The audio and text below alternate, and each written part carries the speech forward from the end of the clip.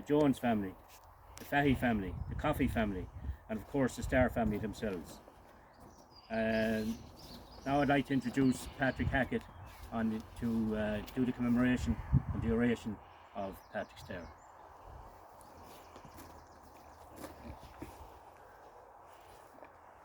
Which way are you going, Pat? I stand here, yeah. Where you go. See how we get on. I stand here, this. You can stand beside him, Aaron. Yeah. Okay. Before I start, I want to say what an honour it is for me to be called upon to speak about the great Pat Starr on this, the centenary of his untimely but heroic death for Ireland. Captain Pat Starr was born in Silver Street, now Connolly Street, Nina. There were 3 in the family, 2 boys and a girl. Joe and Pat were twins. Both boys were very active in the volunteers and played important roles in the Black and Tan War. The family home was located beside and overhead the archway at Ballally Lane, where their father earned a living as a shoemaker. Pat, who worked with his father, was reportedly of a very quiet disposition, but he was beaten up by the Tans on a couple of times for breaking curfew, and on the last occasion swore never again, that he was taken to the hills with the boys. The twins went along together to join the North Tipperary Brigade of the IRA. Both were underage. Joe, who was the bigger of the 2, was accepted, but Pat was turned down. He was told to call back in a year's time. But Pat was very annoyed at that. So shortly afterwards, some say the very next day, he walked all the way to Limerick, made contact with the Carrolls of Castleconnell, and joined the Mid-Limerick Command IRA under an assumed name. While on standby, waiting to join his unit, Pat stayed in safe houses in the silver mines and Tumivera areas of North Tipperary. An occupant of the safe house at the silver mines said that Pat would sometimes, in a pensive mood, gaze down upon the lights of Nina. I wonder what he was thinking. No doubt his family and friends in Nina, the curfew maybe, or what poor wretch was next to be taken out and murdered by Crown forces there. His last night in the area, prior to his departure to his unit, was spent in the home of a well-known nationalist family, the O'Mearas of Grawn, Tumivera. Pat was very popular amongst his comrades in arms. He was considered to be a fearless soldier and played his part in many engagements in the County Limerick command area. He would return home in secret every few months.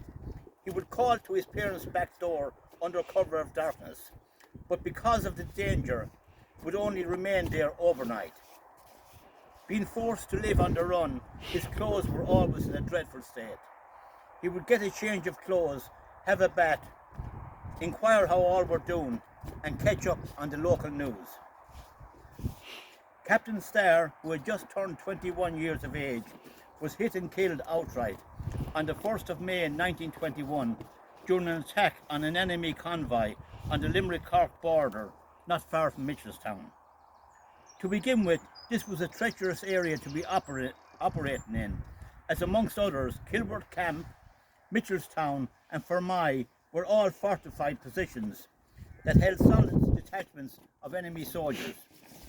It is understood the ambushing party became heavily outnumbered on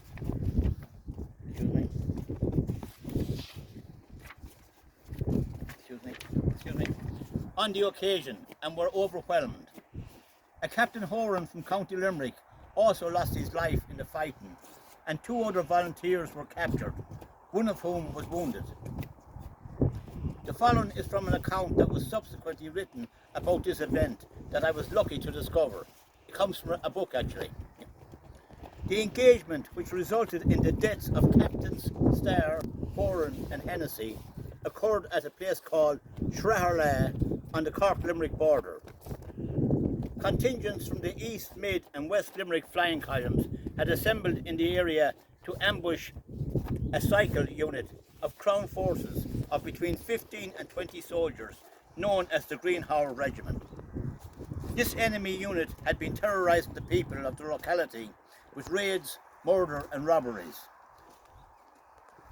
And the East Limerick column under Sean Carr had waited vainly in ambush for them on many previous occasions.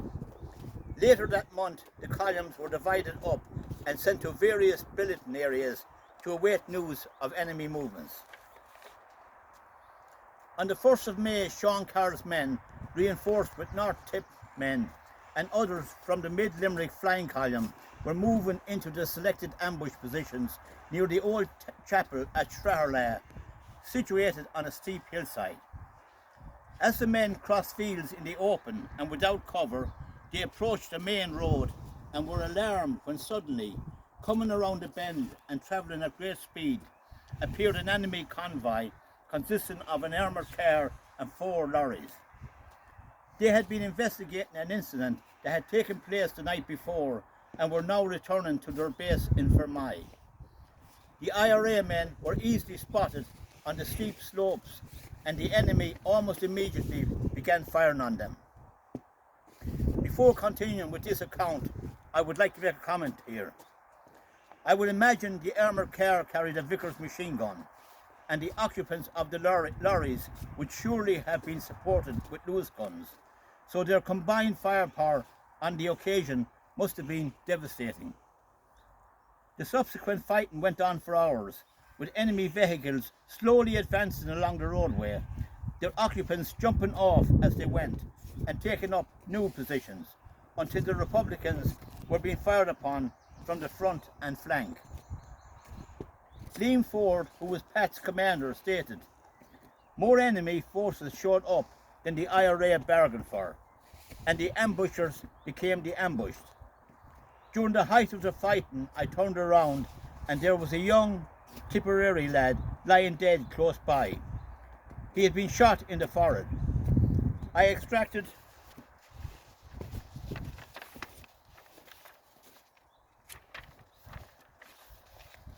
myself from that dire situation by jumping out onto the roadway and emptied the contents of my Peter the Painter, a mortar gun, at the advancing British forces.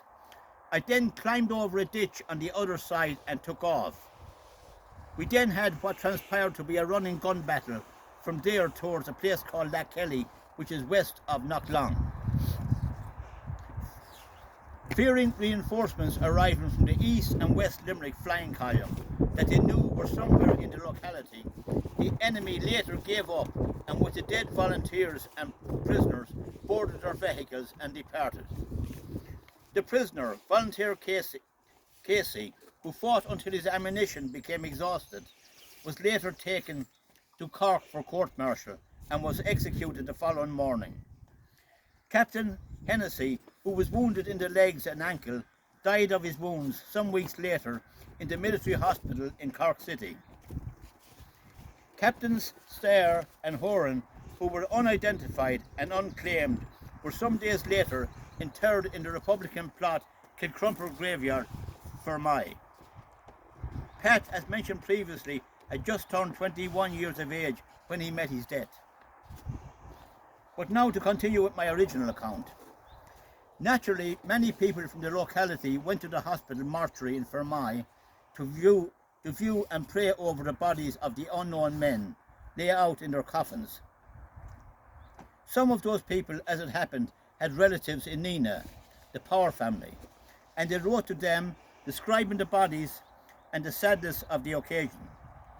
From this description, the Powers, who were neighbours of the Starr family, suspected that one of the bodies was that of their son Pat, but held their silence, hoping this might not be so and bring undue worry on the family. Well, the 3-month period came and went. This time, however, Pat did not come home, but the family still kept silent, hoping against hope and fearful of the consequences of their news. Finally, however, they approached Mrs. Starr and her daughter one day and told them of the letter, and from inquiries made thereafter, it was ascertained that one of the bodies was indeed that of Captain Patrick Starr of Nina. By then, Pat and his comrade were 6 months dead and buried. During the truce, however, both volunteers were exhumed and brought home. Pat's homecoming reputedly being the biggest funeral ever seen in Nina. Similar in dimensions, they say, to that of the exhumation and reburial of the Cormac brothers. He was reinterred here in the family grave in Tyrone Abbey. There is a monument to their memory at Strahalea, County Cork, where they fell. They are also commemorated on the Republican Monument in Maru. Excuse me.